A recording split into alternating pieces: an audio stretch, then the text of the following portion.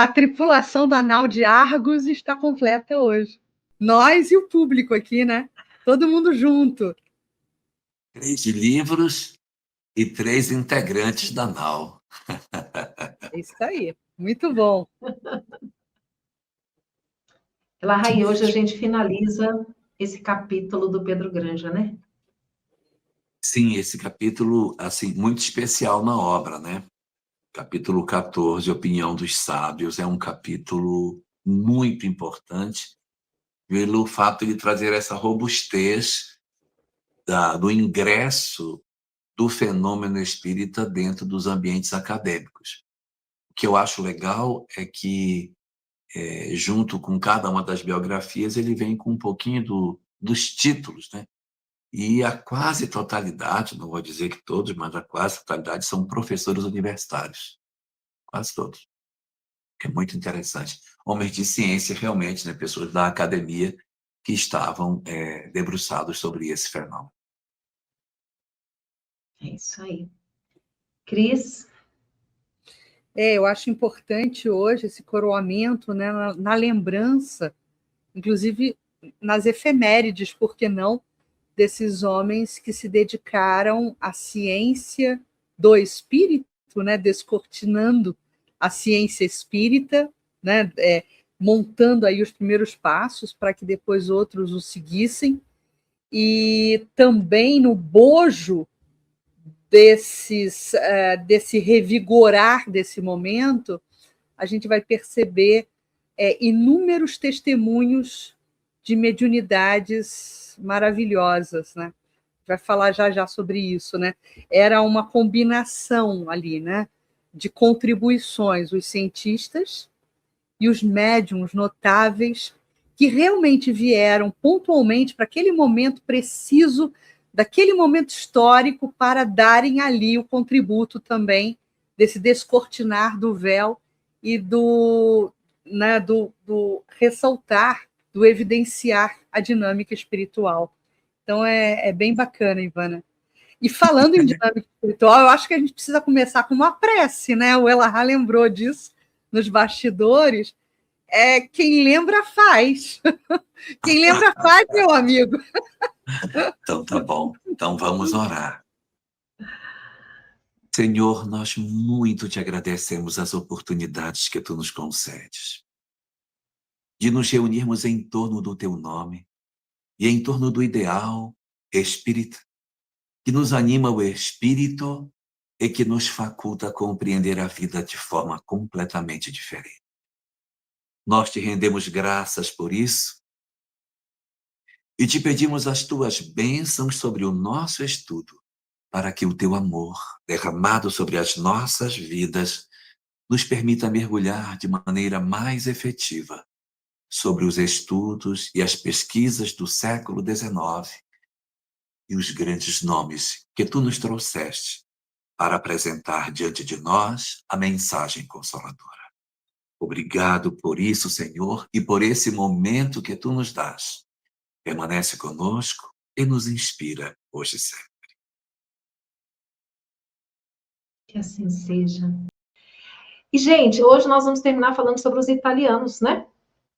Sim, É com verdade. vocês. Deixa eu só fazer um retrospecto rápido para quem, de repente, não esteve presente nas últimas lives. Como todos sabem, nós estamos fazendo um estudo entrelaçado de 3 obras. A obra do Pedro Granja, que é o chamado Afinal, Quem Somos?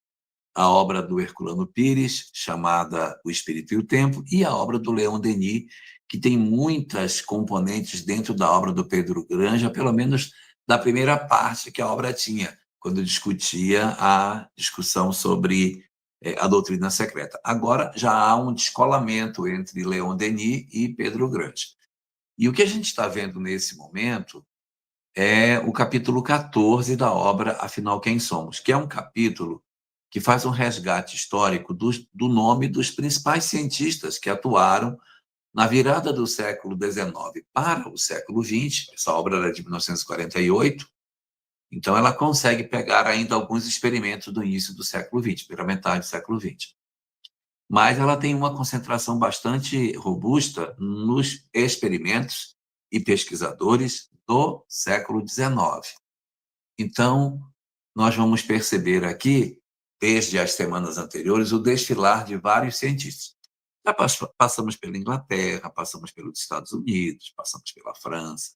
Na última live falamos da Alemanha e iremos concluir o nosso capítulo hoje vendo os italianos, que têm muita expressão nessas pesquisas, e também alguns outros nomes que aparecem assim en passant no final do nosso capítulo, mostrando exatamente a universalidade não só dos ensinos dos espíritos, mas a universalidade dos pesquisadores dos espíritos, porque eles estavam em diversos países diferentes e chegando às mesmas conclusões dos aspectos das pesquisas que faziam. Então, hoje, não é, Cris? A gente vai começar aí vendo especificamente os nossos companheiros que vão apresentar para nós os seus estudos, né, na Itália, os grandes nomes da Itália que participaram dessa pesquisa. Quem são esses? O Pedro Granja, ele cita Elarrat, Ivana e amigos, alguns, né, sábios italianos, como o Elarrat estava observando aqui nos bastidores, todos ligados ao meio acadêmico, muitos professores universitários, homens dedicados à literatura, à publicação de livros técnicos, né? E a gente vai fazer um sobrevoo sobre todos esses sábios italianos, sublinhando dois em especial, né? Por conta até do volume de entrega de conteúdos publicados. Inclusive, a gente vai falar do Lombroso, no aspecto também da contribuição que ele faz para a ciência da criminologia, né? Lombroso, ele inaugura uma tese muito importante dentro dessa área do conhecimento ordinário, que é a criminologia, né? E também vamos falar do Ernesto Bozano, um pouquinho, né, das contribuições que ele traz, da largueza que ele nos traz no entendimento dessa dinâmica espiritual, o cuidado que ele tem em detalhar, por exemplo, o fenômeno da morte, né?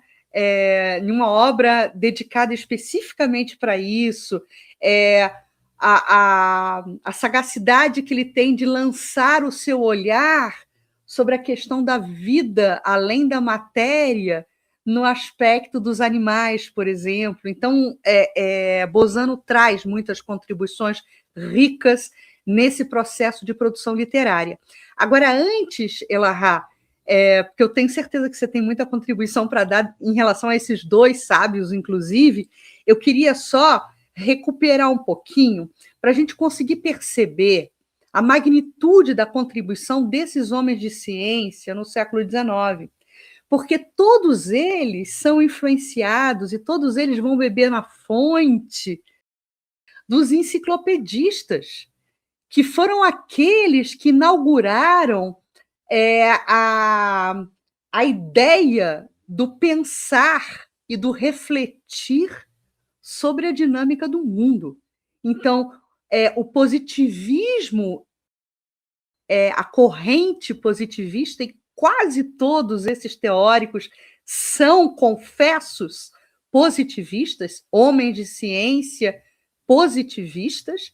Eles são influenciados pelo positivismo, criado por Auguste Comte, né, o pensamento lógico, o pensamento positivo, no sentido de não assentar as suas ideias sobre elucubrações ou sobre achismos, mas sobre algo positivo, algo que pudesse ser palpável, algo que pudesse ser provado, né? Então, vem uma corrente muito forte no século XIX, avassalando as consciências e instaurando o positivismo, e todos egressos dessa consequência natural da lei do progresso que surge lá no século XVIII com os enciclopedistas, naquela briga, naquele cabo de guerra entre as forças religiosas e aqueles que queriam mergulhar no aspecto científico para questionar as respostas que a igreja medieval, no caso, né, que vinha ali se construindo após a Idade Média, instaurada na Europa, a igreja que não entregava respostas. Então, o que a gente está vendo hoje, né, na culminância desse capítulo, é a consagração de mentes e cérebros luminosos que estão amplamente encharcados, Elahá e Ivana, desses conceitos positivistas, desse entendimento mais alargado da contribuição que a ciência pode entregar para o mundo, de como é saudável refletir sobre as coisas, refletir sobre a vida, buscar as suas causas para entender as consequências. Então, é toda uma nova postura humanista, centrada no homem e nas suas potencialidades. Para a gente perceber a importância dessas pessoas e de todos que participaram, né? Como eu falei antes, cientistas e médiums. É isso. Mas, Elahá, o que você tem aí sobre o Lombroso? Porque o Pedro Granja cita primeiro o Lombroso, né? Antes de falar do Lombroso, eu queria só falar uma coisinha com a Ivana. Hein, Ivana? O quanto a gente ouve hoje as pessoas comentando que não existe comprovação, não existe prova, né? Não existe isso, ignora todo esse material, né, que está disponível aí. Exatamente. E é impressionante, né? Nós já comentamos aqui algumas vezes, que são estudos sérios, feitos por pessoas sérias, que eram cientistas à época renomados, reconhecidos no seu meio, e se perdeu. Os cientistas de hoje, a academia hoje, muitos, eu tenho certeza que a maioria, nem sabe disso, né? Nem sabe disso. Então, é uma pena, e a gente vê o quanto no surgimento a doutrina espírita ela se aproximou da ciência. Porque os cientistas, à época, eles se interessaram em pesquisar aquele fenômeno, né? Em pesquisar aquelas coisas que estavam acontecendo, e eles trouxeram resultados fantásticos. E hoje, esses resultados se perdem. Embora hoje nós tenhamos também cientistas pesquisando, principalmente aí no campo da neurociência, pesquisando a mediunidade, não é? Mas também são resultados que às vezes ficam restritos, não é? Não vão para o grande Boa, né? de massa, não é? É interessante. É interessante como essas pesquisas elas não ecoam dentro da academia. Elas acontecem e é como se fosse um fogo de artifício que não explode no alto. Você faz a pesquisa, mas ela não transcende. E a Damiana está até colocando muitas informações que se perderam no tempo. Sim, é verdade, né? Algumas estão nos livros que não são editados, material que não é pesquisado, experiências e vivências que não são faladas, né? E aí a Cris estava comentando sobre a importância não só dos pesquisadores, mas dos médiuns, e você está coberta de razão, Cris. De que adiantaria um César Lombroso se você não tivesse uma Eusápia Paladino para ele pesquisar? Então, no século XIX, nós tivemos uma médium muito interessante chamada Eusápia Paladino.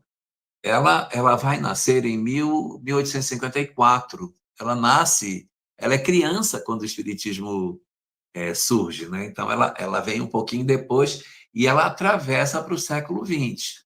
Ela vai chegar até aí o início do século XX, ela está conosco. Acho que é 1918 que ela desencarna. Então ela tem uma perspectiva aí de fazer essa transição do 19 para o 20, e ela foi muito pesquisada, né? Os pesquisadores do século XIX utilizaram muito a mediunidade dela. A gente até quando viu os ingleses falou muito da presença dela dentro dos ambientes de pesquisa. E como ela era italiana, evidentemente os italianos viraram de ponta cabeça a Eusápia Paladino. Inclusive os outros nomes que são que são citados neste capítulo, os italianos outros, que não esses dois mais relevantes, eles são personagens, doutores, reitores de universidade, professores, que assinam as atas dos experimentos feitos com Eusápia Paladino.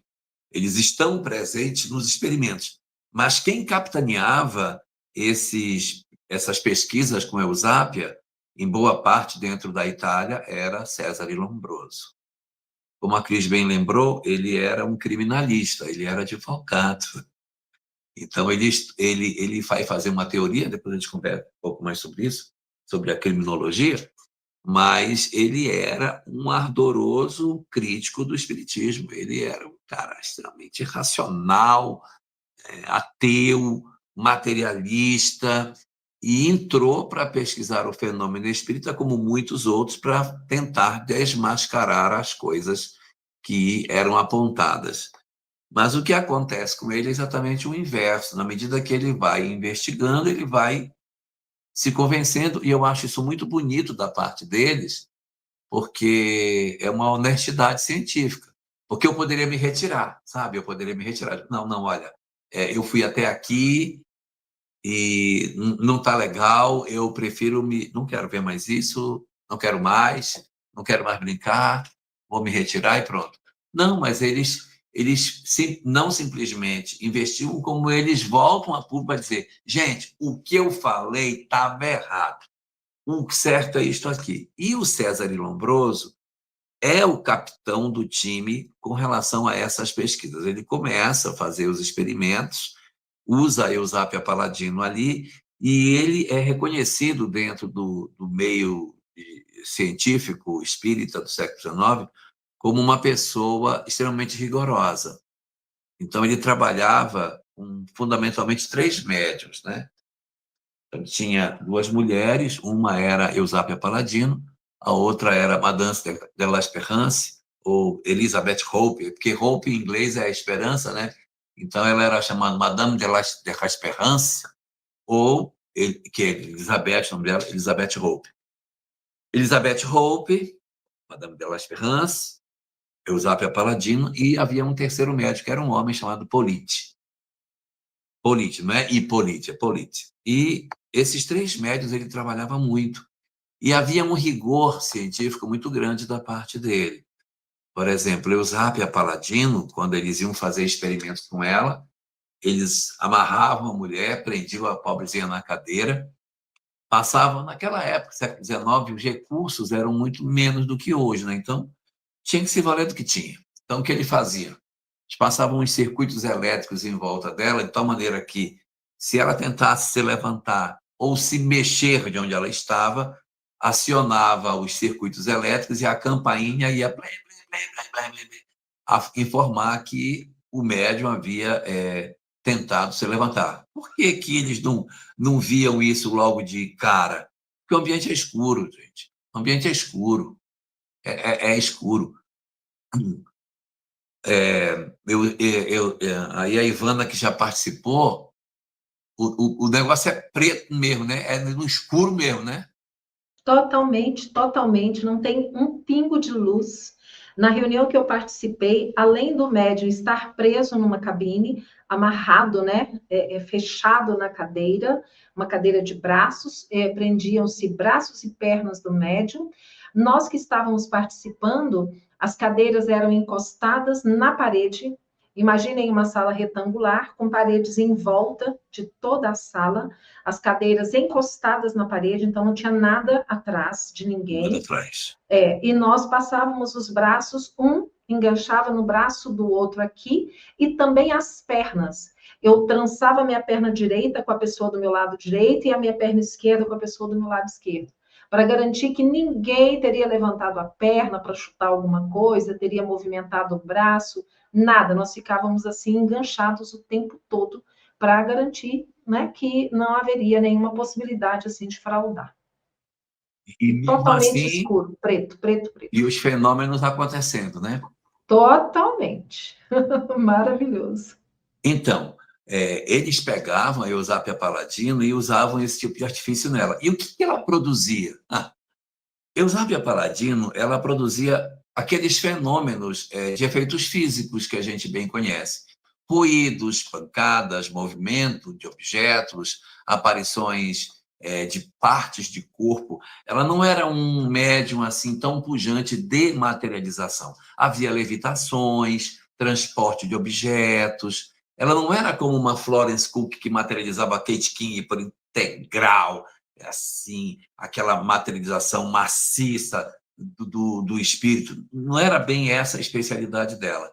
Mas ela fazia materializações, ela fez materializações ao longo, algumas até bastante famosas. Mas o que era muito evidenciado nas suas reuniões era movimento de objetos, batidas, sons, partes de corpo que apareciam, mãos, pés, que surgiam dentro do ambiente, rastros luminescentes. Outro dia eu estava com uns amigos conversando e eles comentavam sobre uma reunião de efeitos físicos que aparecia essa coisa fosforescente na reunião. O médium passava o dedo, onde ele passava o dedo, ficava verde fosforescente, igual aquele negócio. Vocês não conhecem, que vocês são muito novos, mas quando tinha relógio no mundo, hoje não tem mais nem relógio, mas quando tinha relógio despertador, o relógio tinha um verde fosforescente nele, a gente vê à noite. Então era aquela, passava o dedo na toalha, passava na mão, no rosto, assim, as pessoas ficavam todas fosforescentes. Isso também acontecia na reunião com Eusápia Paladino. Então, ela foi muito investigada por ele. Madame d'Espérance também era muito investigada por ele e usava uma técnica diferente com ela. Enquanto que Eusápia Paladino, ela era presa com esses fios para que algum movimento fosse despertado, a Elizabeth Hope, ela era colocada dentro de uma espécie de rede e presa ali dentro, costurado ali, tipo um peixe, né? Ela ficava presa ali dentro.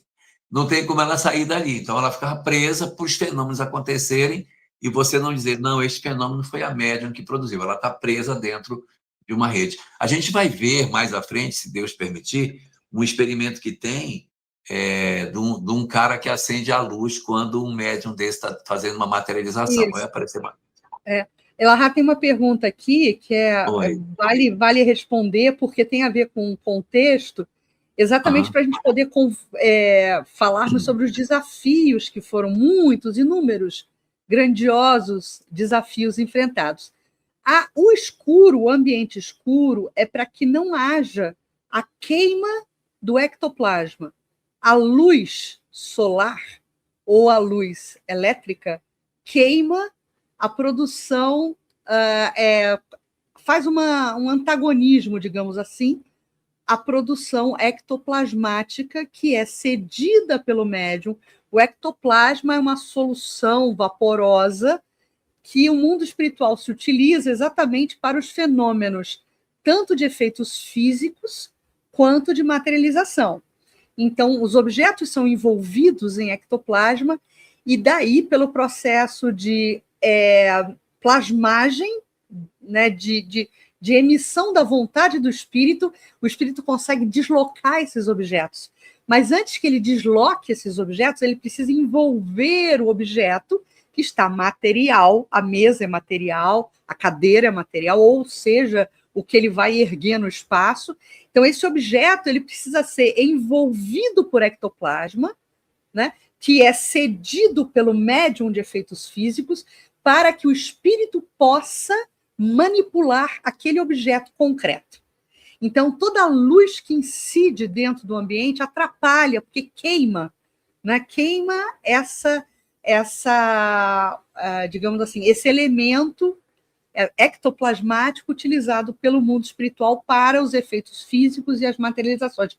Por isso que é necessário, quanto mais silencioso, quanto mais recolhido possível for o ambiente, sem luz, o ideal, né? Para que não hajam distrações e para que não haja essa queima do ectoplasma. É por isso que a maior parte dos experimentos acontecem nas câmaras escuras, porém, alguns experimentos são justamente observados, esses fenômenos, à luz do dia, em ambientes claros, para que pudesse se provar a não violação, a algo que não fosse mistificado, né?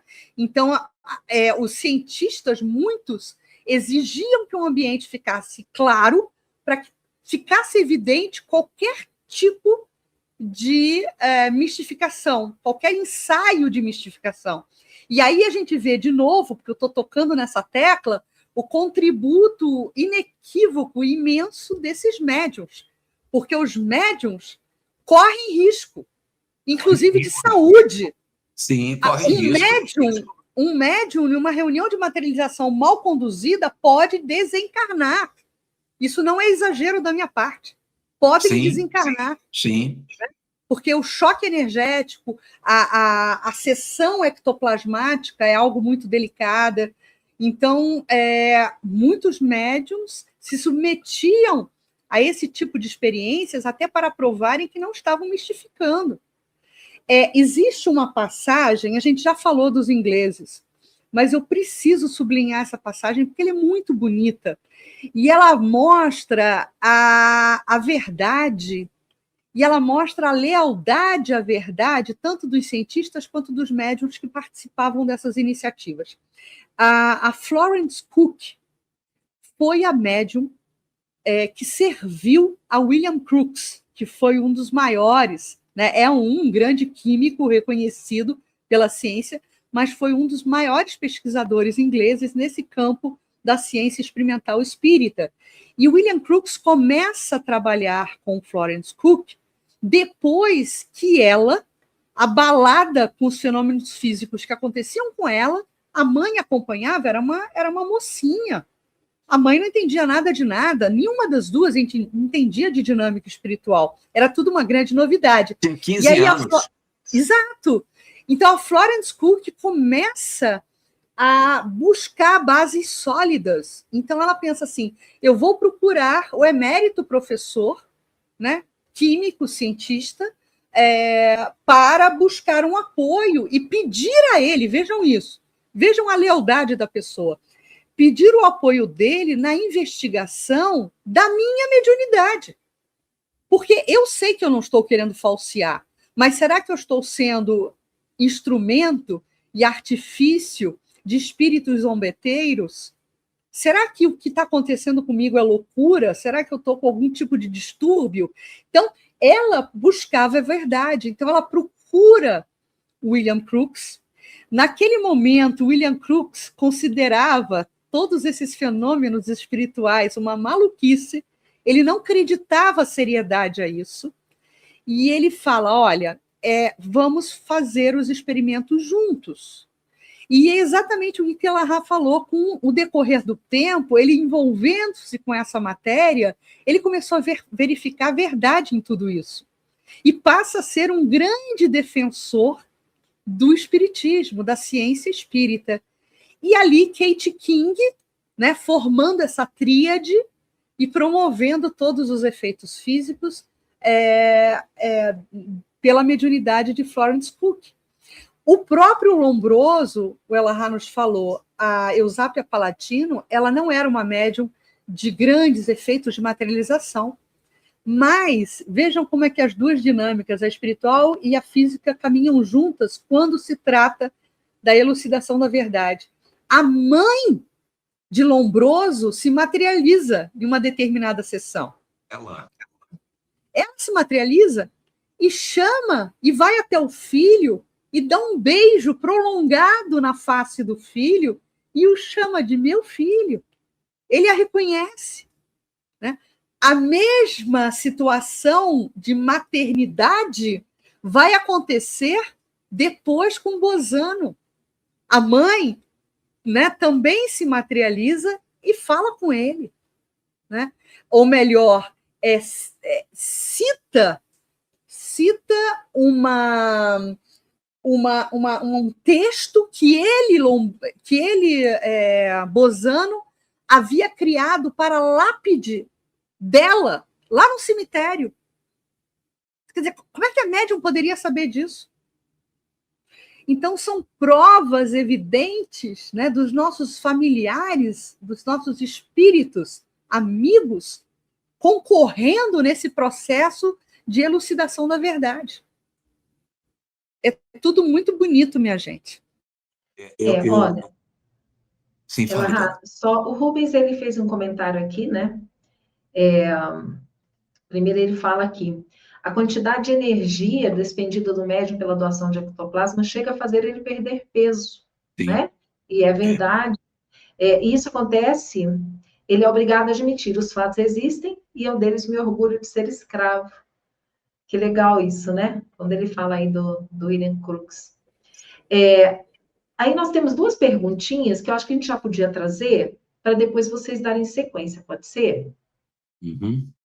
Então, nós temos a Mazé, que diz assim, será verdade que médiuns de materialização morrem cedo por gastarem seus fluidos? Isso é mais lenda do que realidade, né? Porque nem todos os médiuns de materialização têm uma desencarnação precoce. Tem médiuns de materialização que vivem bastante tempo. O que eu já vi comentarem é que a pujança do fenômeno de materialização ele tende a diminuir com a idade. Então, por exemplo, Florence Cook, ela era muito jovem, ela ficou dos 15 aos 20 anos trabalhando com William Crookes, muito jovem. Produzia fenômenos impressionantes. Quando ela se torna adulta e ela casa, ela automaticamente começa a ter uma redução na potência mediúnica dela, tem mais a mesma pujança de antes. Isso é verdade.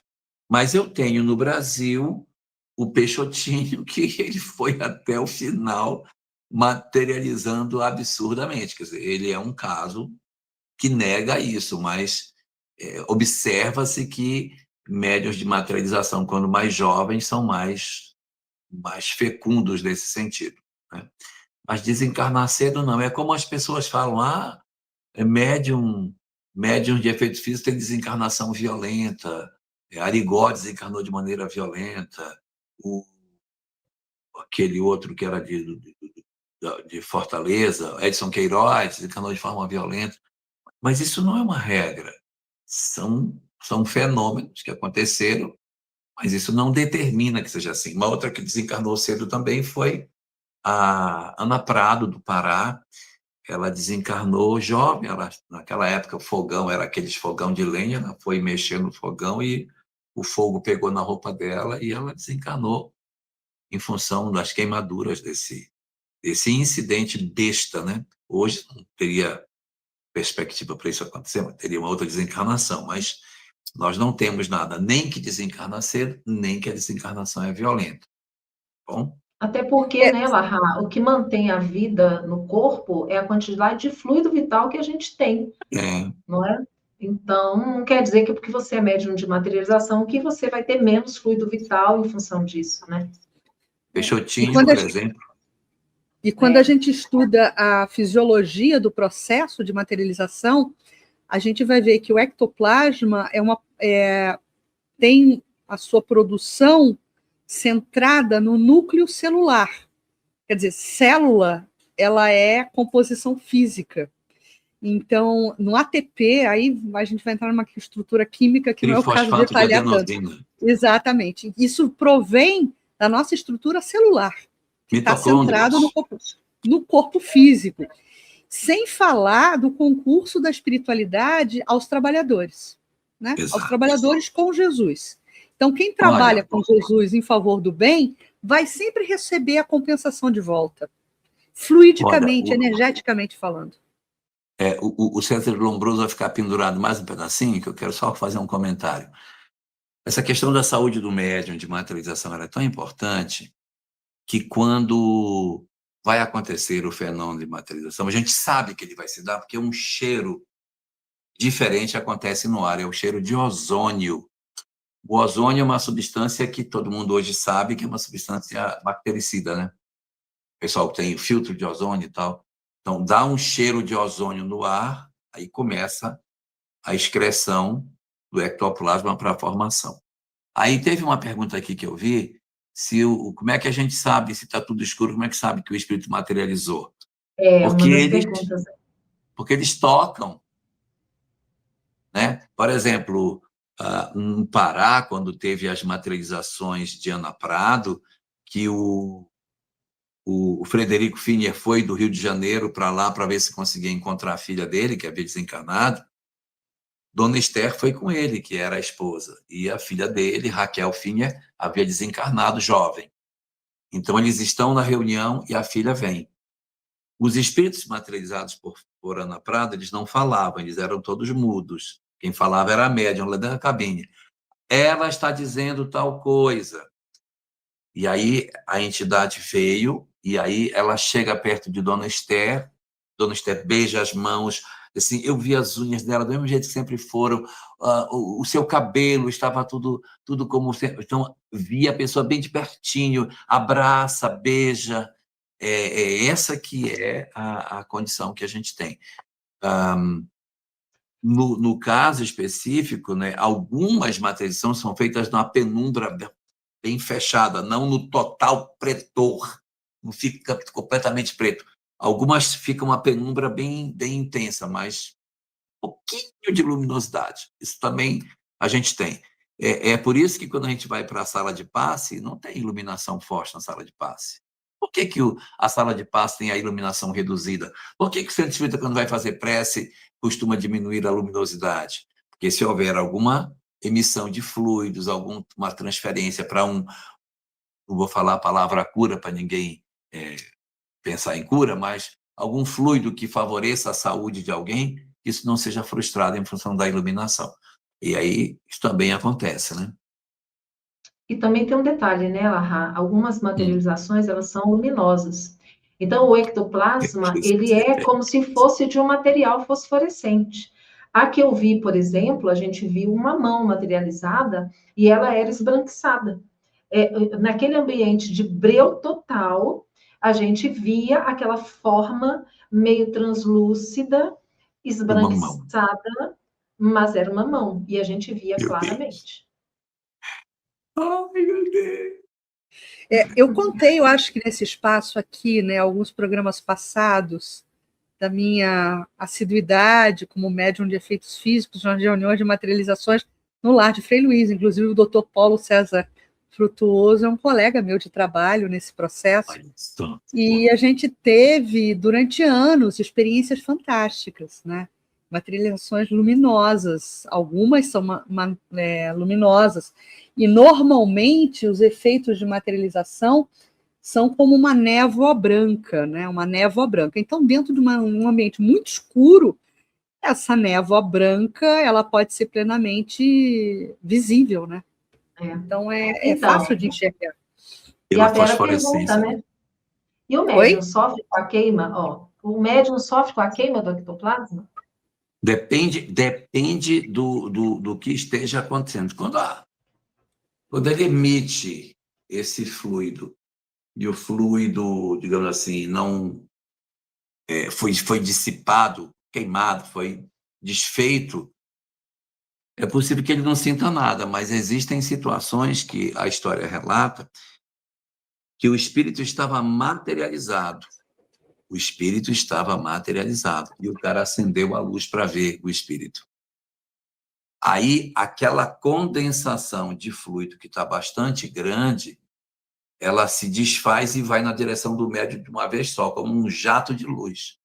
Aí isso bate nele, aí tem um caso, inclusive esse livro que a gente está lendo, Afinal, Quem Somos Conta. O cara estava amarrado na cadeira e o outro acendeu a luz e o espírito veio materializado direto, aquele jato de energia nele, bate a cadeira dele e cai para trás. Ele fica convulsionando. Mas é uma circunstância em que eu estou com uma quantidade muito grande de ectoplasma fora do médium. Mas se eu tiver com uma doação pequena, que se pôr, a pessoa está aplicando um passe, aí eu tenho algumas pessoas que eu já vi falarem que, quando elas davam passe, na mão delas, aqui na palma da mão, criava uma substância branca, tipo uma pomada. Aí a pessoa pegava aquela pomada e ia passando nas pessoas. As pessoas já sabiam, aí mostravam. Aqui em mim, aí ele ia passando aquilo. E aquilo sumia da mão dele, aí ele passava. Então, tem várias formas de processo de materialização, né? Esse cara, inclusive, quando ele fluidificava a água, ela parecia que tinha um sorrisal dentro. Olha que interessante. Olha só, nós temos só uma pergunta aqui que eu acho que é bom esclarecer também. Como conseguiam tirar fotos de espíritos materializados? Essas fotos, elas estão de baixa qualidade. Exatamente. Eram lentes especiais, com filtros especiais. E o que a gente precisa entender na dinâmica de uma reunião de materialização é que, primeiro, que a espiritualidade superior ela não age com improviso. Então, tudo é previamente acordado, né, entre a direção espiritual, material daquela reunião, com os espíritos organizadores do trabalho espiritual propriamente dito. Então, tudo é acordado previamente. Quando você tem um fotógrafo em um ambiente para fotografar o fenômeno, para que haja comprovação da veracidade daquele fenômeno, os espíritos especializados nesse laboratório do invisível que promovem as materializações já estão ali preparados também com todos os recursos para neutralizar a luz emitida pelo flash da máquina, pelo equipamento humano que vai ali, de uma certa forma, perturbar, né, toda a dinâmica energética daquela situação. Então, isso já é previamente preparado. Nós não temos, meus amigos, ideia do que é, do quão magnífico é o laboratório do mundo invisível.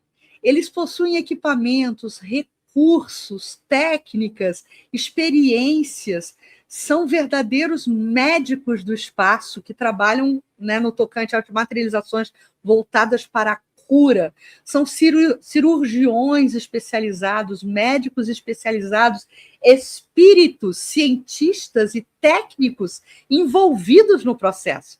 Então, eles dispõem de recursos que a gente não pode imaginar. O que é importante conservarmos enquanto espíritos encarnados e sujeitos às injunções e aos limites da matéria?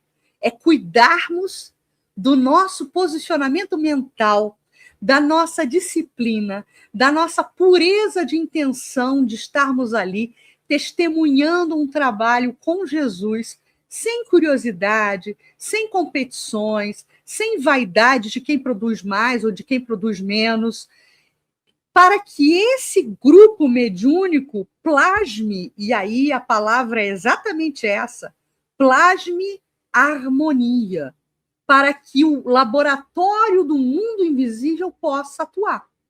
Porque se houver um mínimo traço de isenção, se houver um mínimo traço de atenções não voltadas para a finalidade maior da reunião, que é produção de bem, e é produção de cura, e é produção de alento, os espíritos superiores, eles suspendem os trabalhos. Eu já vi isso acontecer. Né?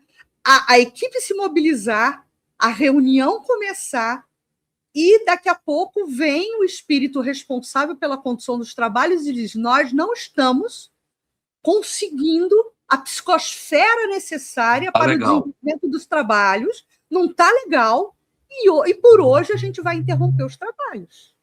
Porque existem, né, logicamente que eles não são não faltam caridade, descaridosos de citar nomes, mas eles falam: existem elementos no ambiente que não se coadunam com a pureza do trabalho. E aí para. Simples assim. Para, suspende. Né? E para que o grupo possa se harmonizar novamente, para que haja estudo, para que haja conscientização de posições de trabalho, simplesmente se suspende o trabalho naquele dia. Olha, assim. eu estou com um amigo que está fazendo alguns experimentos nessa área de materialização e eu sugeri para ele para comprar uma câmera de infravermelho. Compra aí para a gente poder filmar no escuro esse negócio, sabe o que acontece aí.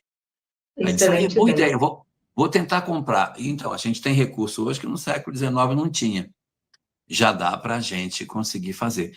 Mas eu queria que a gente lesse, só para voltar lá para o pobre do César de Lombroso, está pendurado até agora, volta aqui uma fala que tem sobre Madame d'Espérance, que ela disse que ela coloca num livro aí. Aqui, ó. Isso, ó. A Mari... Como é que é o nome? Maria Regina. Maria Regina. Maria Regina. Ela diz assim, no livro que conta sobre Madame d'Espérance, conta que ela teve um grave problema em uma das pernas por acenderem luzes fora da hora.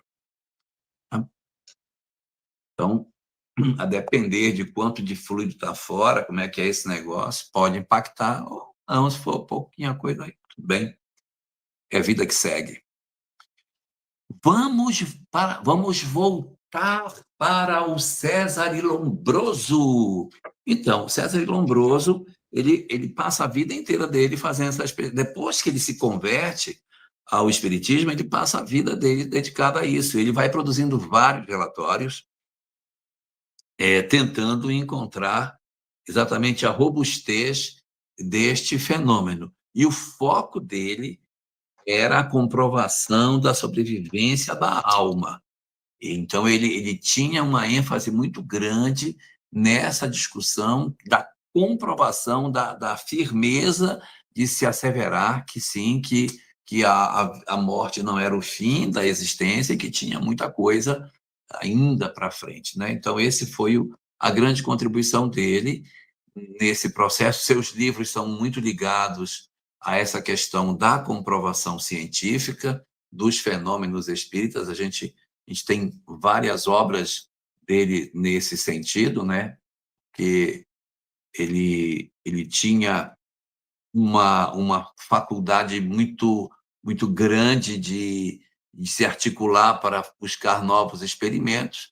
Resultado, deixou uma grande contribuição. A literatura dele, em espírita, é bastante robusta nesse sentido, e a gente pode confirmar isso. E tem um detalhe que eu queria falar, que a Cris até comentou da mãe dele, né? Ele estava uma vez fazendo uns experimentos com o Eusapia Paladino, e ela pergunta para ele: por que você me pede só besteira? Por que você fica me pedindo essas coisas que são bagatelas? Ele disse: o que é que eu posso pedir para você?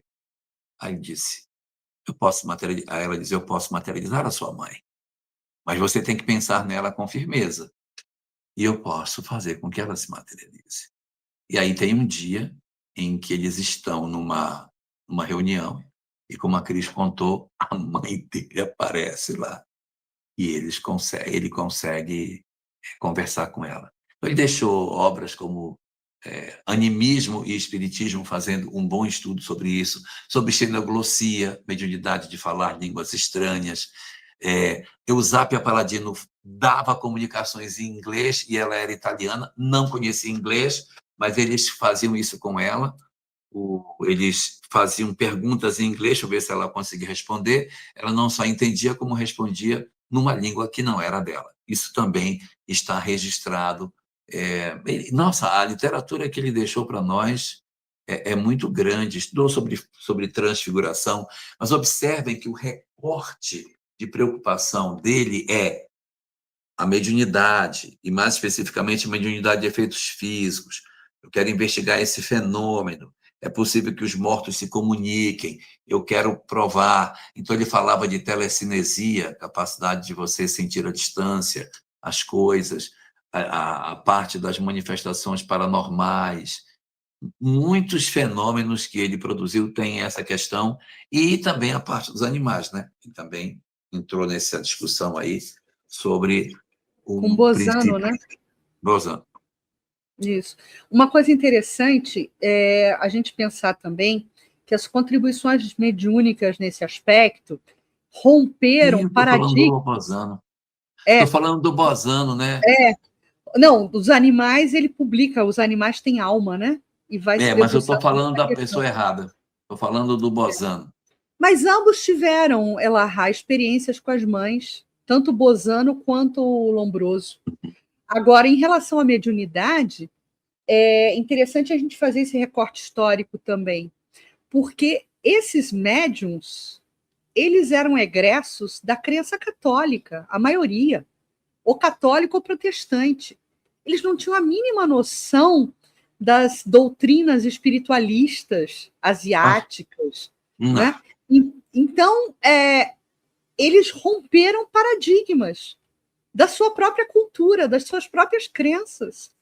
Porque uma Florence Cook... Dentro da Itália. Imagina isso. Mais católico impossível, ali com o Vaticano do lado, gente. Então, assim, esses médiums, eles rompem paradigmas. Realmente a pergunta era, o que está acontecendo comigo? Porque eu sei que eu não estou falseando, eu não estou querendo produzir fenômenos, os fenômenos acontecem. Então, o que é isso? Que dinâmica é essa? Né? O que é essa tal de dinâmica espiritual que eu desconheço, que a minha religião não esclarece? Porque eles eram religiosos, ou não. Estavam inseridos numa cultura religiosa.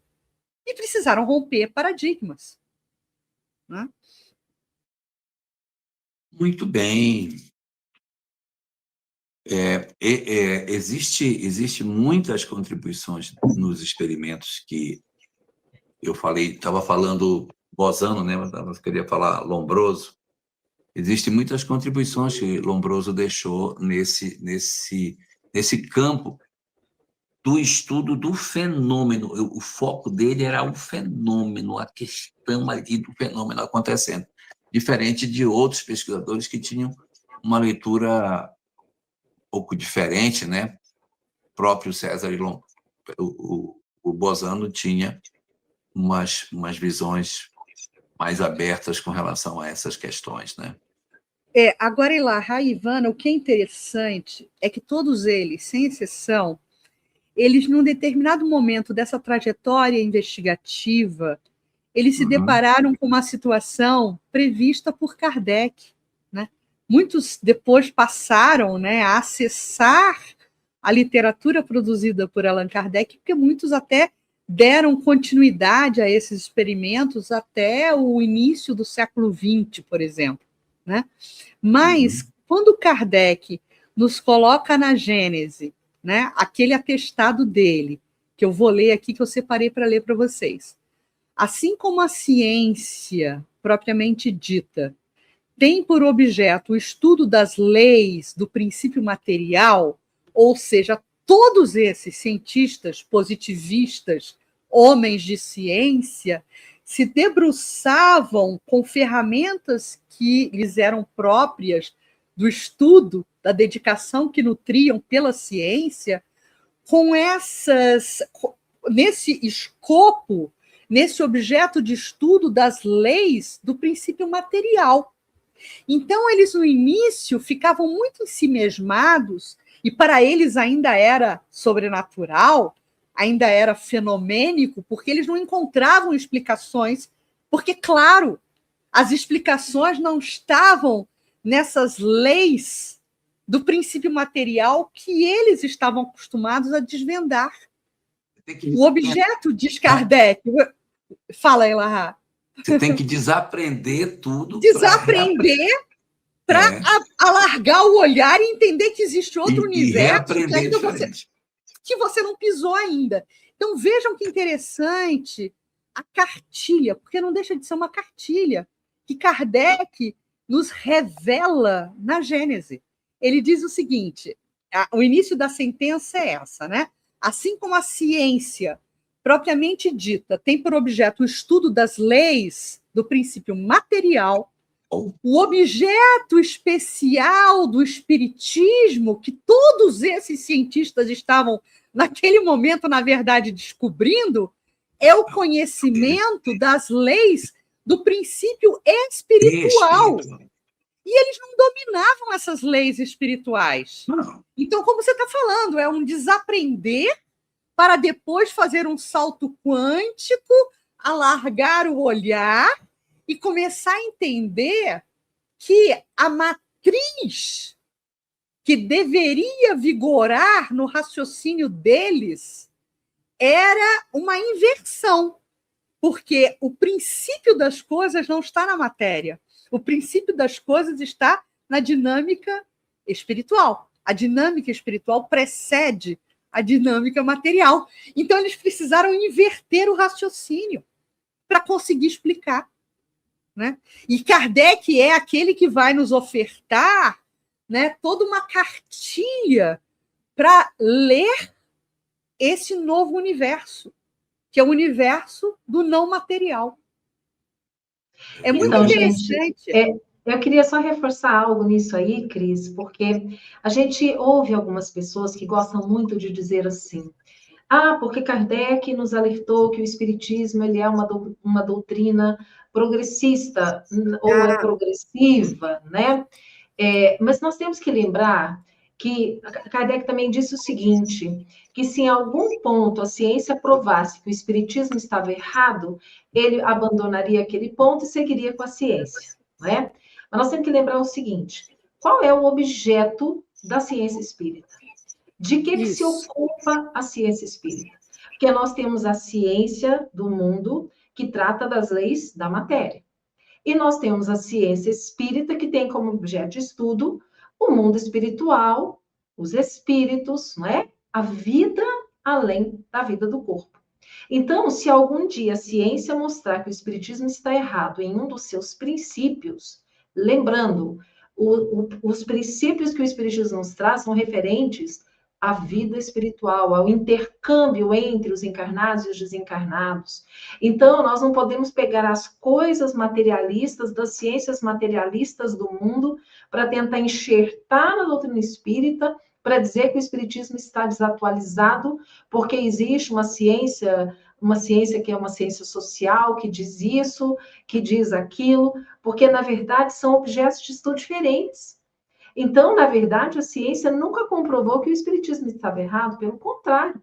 A ciência, assim como nós vimos nesse capítulo, vem mostrando a validade, né, e a autenticidade daqueles fenômenos. E hoje ainda, né, a ciência se preocupa em comprovar realmente essa existência de uma inteligência extracorpórea, que a própria psicologia hoje já aceita e já admite, com a psicologia transpessoal, com a psicologia humanista. Então, a gente tem que observar isso. Vamos entender bem essa coisa de ciência espírita. Porque senão a gente acha que o espiritismo está à mercê dos equívocos dos encarnados, porque a gente sabe que ciência é algo dinâmico. O que hoje é aceito como verdadeiro cientificamente, amanhã já não é mais. Né? E os princípios que o Espiritismo nos trouxe, até hoje, ninguém provou que eles estavam errados. E outra coisa importantíssima, Ivana Elahá, que a doutrina espírita, no seu corpo de doutrina, ela traz algo na base que é o mais importante de tudo.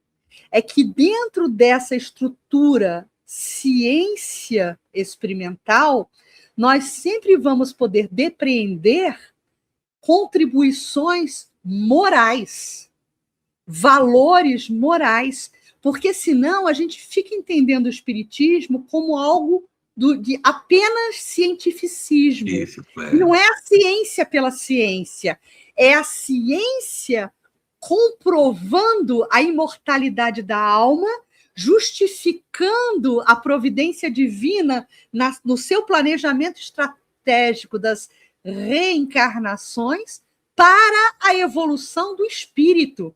Então, a ciência, o tripé, né, o terceiro pé, digamos assim, ciência vinculada a espiritismo, é algo que é um rio que vai desaguar no oceano do entendimento das contribuições morais dessa doutrina em favor da humanidade. Porque a gente não está discutindo ciência, a gente está discutindo ciência, a gente está se utilizando da ciência para falar dos valores do espírito. Tem questões, né? Tem objetivos, o que eu quero dizer é isso, tem objetivo moral. Não é ciência por ciência, entende? É algo mais nobre, é algo para descortinar a dinâmica da verdadeira vida, que é a vida espiritual. Eu queria só destacar aqui uma coisa. Em 1945, o André Luiz publicou uma obra, Missionários da Luz, em que ele fala sobre o processo reencarnatório do Sigismundo, e ele fala do comportamento interferindo na cromatina, ele fala da interferência do espírito nos genes. Gente, é uma coisa completamente fora de tudo aquilo que a biologia jamais sonhou que pudesse ser verdade. Então, parecia assim uma fala de ficção científica, uma viagem do André Luiz. Só que o que está acontecendo agora? Está surgindo um ramo novo da biologia chamado epigenética, que é a descoberta de que a genética é sujeita ao comportamento. Que o comportamento da criatura pode ativar ou desativar genes, aquilo que a gente chamava de predisposições mórbidas. O cara traz uma doença incubada e, de acordo com o comportamento, ela pode eclodir ou não. Hoje, os cientistas estão dizendo, não, existe sim, chama epigenética, é a metilação das bases que pode provocar, dos nucleotídeos que pode provocar a alteração do genoma. E aí, essa frase que eu falei, ela é dos biólogos. Assim, nós estamos precisando desaprender tudo o que aprendemos para reaprender uma nova genética totalmente diferente. Só que a genética do século XXI, que está surgindo agora com a epigenética, é a genética que nós tínhamos em 1945 com a obra do André Luiz. Isso é fantástico, né? Então, é essas descobertas aqui que acabam sendo. Gente, eu escrevi aí no grupo Bosano, porque era para vocês lembrarem que eu falei aquilo, mas não era do Bosano, não, tá? Eu estava falando Bosano, mas era César Lombroso, tá? Isso. Eu troquei o nome dos personagens aí. Não era o César, não era o Bosano, não. Bosano a gente ainda vai falar. É bom a gente começar a falar dele, porque nós já estamos com mais de 1 hora de live, o tempo passa muito rápido, e daqui a pouco chega a hora da gente encerrar. É verdade. Bom, deixa eu fazer aqui, então, um resuminho do Bosano no seguinte sentido. Por que eu estava frisando a questão do César Lombroso naquele objeto de estudo dele? O objeto de estudo do César Lombroso é focar especificamente nas manifestações mediúnicas, no fenômeno mediúnico. O César Lombroso, ele não era criminalista, ele era filósofo. Então, a pegada do Bosano é diferente. O Bosano ele chegou a ameaçar de ver aquilo que Kardec viu, aquilo que Leon Denis viu, porque Bosano se debruçou na janela das consequências morais. Ele enxergou as questões que diziam respeito ao comportamento das criaturas. Só que ele faz com um método científico. O que o Ernesto Bosano faz? Ele começa a investigar os fenômenos psíquicos da hora da morte. Então, o que ele vai fazer, Paulo Witter? Faz a seguinte jogada. Ele pega vários espíritos que desencarnaram e pergunta como é que você está do lado daí? Você está bem? Você está mal? O que aconteceu? O que houve? Tentando montar um mapa. Eu era assim, fiquei assim. Eu era assado, fiquei dessa forma. Tentando fazer um depara. Quem era assim, ficou assim. Quem era assim, ficou assim. Fenômenos psíquicos da hora da morte é um estudo que ele faz tentando descobrir qual é a relação entre a conduta da criatura e a sua vida do outro lado. E ele vai entregar, como resultado dessa obra, uma coisa que o movimento espírita, não sei porquê, trata de maneira diferente. O movimento espírita parece que não representa a doutrina consoladora, porque o movimento espírita adora ameaçar as pessoas. O movimento espírita adora dizer, vai desencarnar mal. Vai todo mundo bravo. Vai todo mundo... E o experimento do Bosano não diz isso. O experimento do Bosano diz, não, eu descobri que o ser humano mediano desencarna medianamente. E que o indivíduo altruísta desencarna muito bem. E quem fica mal é o indivíduo que durante a vida foi torto. Se você tem uma vida digna, se você tem uma vida dentro dos padrões, você fica meia boca do lado de lá, né? Exato, Paulo, é a mesma proposta do céu e o inferno, só que ele não vai além, mas ele chega a fazer essas conexões. E ele, ao concluir, diz, olha, a minha conclusão é, se você for mediano, você não vai ficar mal. Você não vai ficar bem, não vai ficar mal. Quando Kardec trabalha no livro Céu e o Inferno, os espíritos em condições medianas, ele diz, foram aqueles que na Terra cumpriram suas obrigações. E que estão do lado de lá, numa condição que eles não experimentam nem a felicidade, nem a tristeza. Eles estão num estado de uma certa frustração pelo fato de não terem aproveitado de maneira melhor as suas existências. Então, eles têm um quê de melancolia, né? Pela essa característica de suas almas. Quando encarnados, eram meio melancólicos, e depois que desencarnam, continuam melancólicos, porque não são almas que foram além do dever. Cumpriram o dever, como diz Joseph Bré no livro O Céu e o Inferno, eu fui justo aos olhos dos homens, mas não fui justo aos olhos de Deus. Aos olhos de Deus, eu falhei em muitas oportunidades, embora os homens tenham achado que eu era muito bom. Essa conclusão desse livro dele e da crise da morte também, essas obras vão fazer com que Ivone do Amaral Pereira faça um estudo sobre esses aspectos, dizendo que a desencarnação dos indivíduos não é como muitas vezes nós pensamos, né? Então, tanto a crise da morte como fenômenos psíquicos da hora da morte, veja que é um estudo diferente do Lombroso. Ele não está escarafunchando a comprovação da mediunidade como um fenômeno objetivo. Ele está enxergando as consequências morais que essa questão possui. Ele não chega a fazer uma proposta, mas ele diz, gente, eu encontrei isso, olha, a situação ética é essa. Se você tiver uma vida razoavelmente equilibrada, a tendência é que você fique bem. E aí, Elahá, quando a gente tem, né, como legado todo esse volume monumental de obras, né, assentadas na lógica, assentadas na ciência experimental espírita, com cunho filosófico, como Bozano imprimia na sua produção literária, como Leon Denis imprimia na sua produção literária, como Kardec o tempo todo fez, né?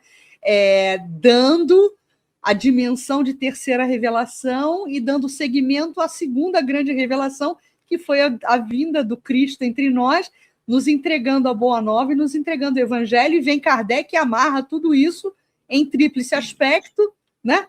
Na culminância da doutrina espírita. E aí a gente fala de novo, e de novo, e de novo, a gente não vai cansar de se falar isso. Precisa estudar, gente.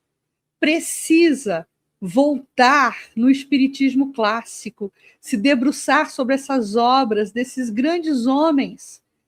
Romance espírita é ótimo, não tem problema nenhum ler romance espírita, mas vamos nos assenhorar das nossas realidades, principalmente para aqueles que intentam seguir um curso de formação mediúnica. Não dá para praticar mediunidade às cegas. A mediunidade, ela vai continuar potente. A condição mediúnica vai estar sempre ali. Mas a quem a gente está servindo? A Deus ou a Mamon? Então, a gente precisa se assenhorar das nossas competências para colaborarmos de uma maneira melhor.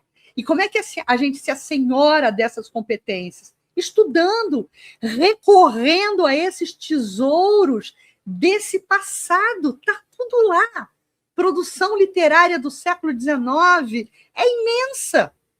E eu não vejo o movimento espírita consumindo Charles Richer. Eu não vejo o movimento espírita consumindo Aksakoff.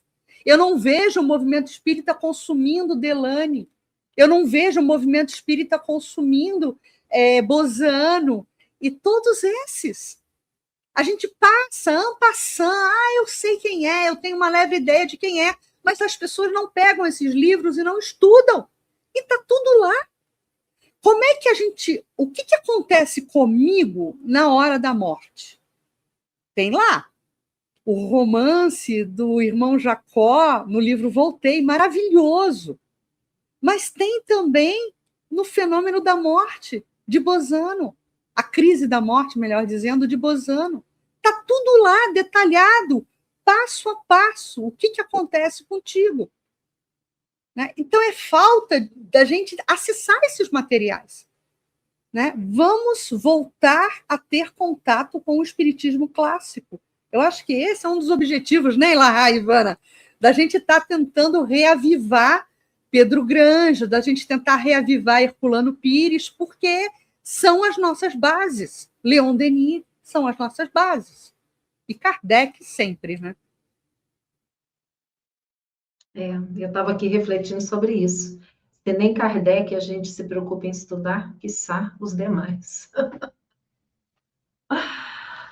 É isso aí, gente. Olha, nós já estamos, daqui a pouquinho a gente já começa a seguir para o encerramento.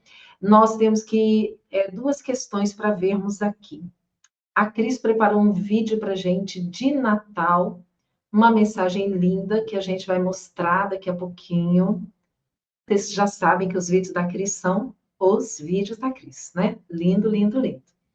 E nós também temos que falar sobre o nosso recesso, porque nós estamos agora aí já mês de dezembro, né? Daqui a pouquinho já é Natal, vem a virada de ano, então nós vamos dar um intervalo, porque ela precisa de férias, Cris precisa de férias, eu preciso de férias. Não sei se a gente vai ter férias, mas que a gente precisa, eu tenho certeza que a gente precisa.